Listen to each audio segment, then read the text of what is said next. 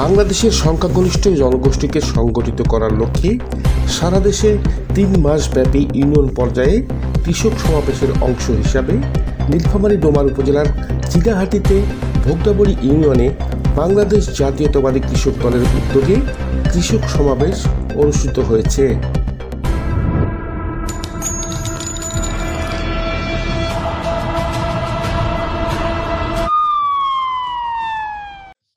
শনিবার 11 জানুয়ারি সন্ধ্যায় চিলাহাটি ফাজিল মাদ্রাসা মাঠে দলীয় সঙ্গীতের মধ্য দিয়ে সমাবেশের কার্যক্রম শুরু করা হয়।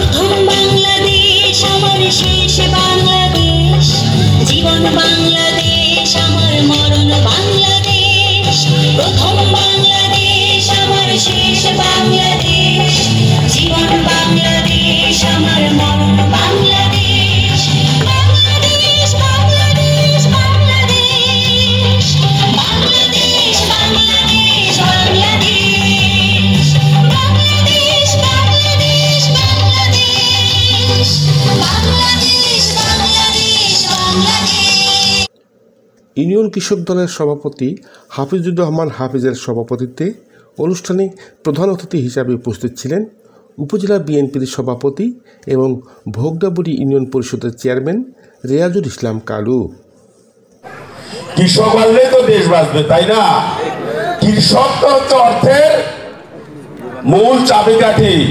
দলের প্রতিষ্ঠাতা শহীদ রাষ্ট্রপতি জিয়াউর রহমান, তার যে কি নীতি আদর্শ ছিল, এই মাত্র 3.5 বছরে এই উপমহাদেশের মধ্যে বাংলাদেশ জাতীয়তাবাদী দল একটি সর্ববৃহৎ রাজনৈতিক দলে পরিণত হয়েছে।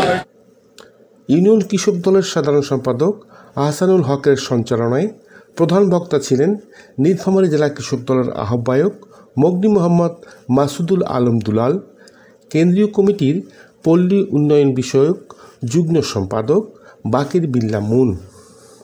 এছাড়াও উপজেলা কৃষক দলের সভাপতি আফজল হোসেন হিরো, সাধারণ সম্পাদক ASM গোলাপ হোসেন, কৃষক নেতা সুরুজ্জামান, নমিরুল ইসলাম প্রমুখ বক্তব্য রাখেন।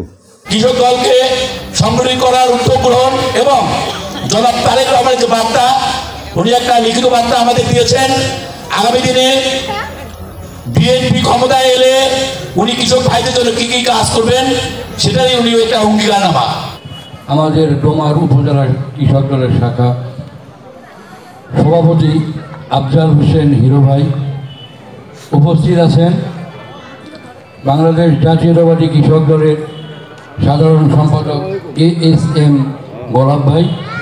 উক্ত অনুষ্ঠানে বোরাগাড়ি ইউনিয়ন কৃষক দলের সভাপতি নূর আলম সরকার জুয়েল, সিনিয়র সহসভাপতি তানজিমুল হক রুবেল সহ সহযোগী এবং অঙ্গ সংগঠনের দলীয় নেতাকর্মীগণ উপস্থিত ছিলেন।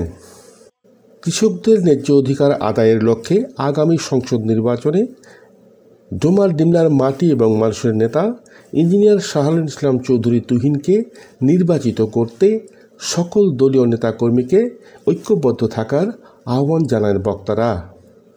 আনিসুর রহমান মানিক, সালকি নিউজ।